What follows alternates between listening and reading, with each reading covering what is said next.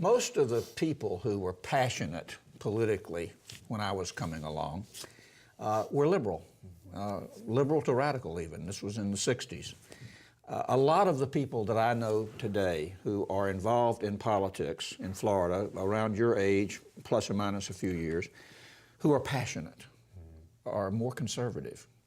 Tell me about when you really realized you were a conservative in your heart and what that means to you. Well, it's a very good question, and I've got a very simple answer. It really started in my education in the home. Part of the reason that my mother wanted to homeschool us was because she wanted us to have an understanding and a foundation as to how this country was created.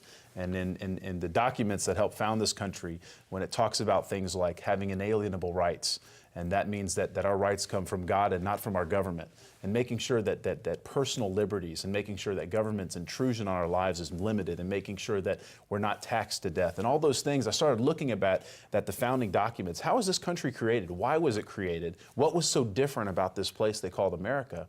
And when you look at those ideals, I believe them to be the same ideals that the Republican Party stands for today. Now, that doesn't mean we're perfect. It doesn't mean that we're always right and the Democrats are always wrong. I certainly think that they bring some great ideas and values to the table.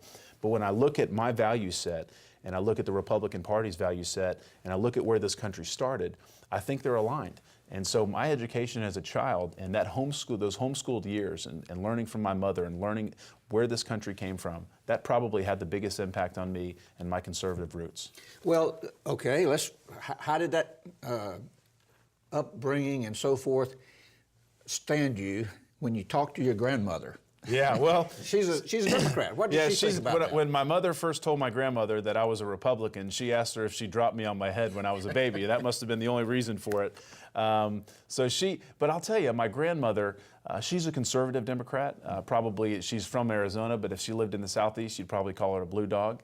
And she's a very, very practical person. And I think we get so caught up in Democrat and Republican, we sometimes forget that what people really want is leadership. They want people who are making decisions that are in the best interest of their children and their grandchildren and the future of this country.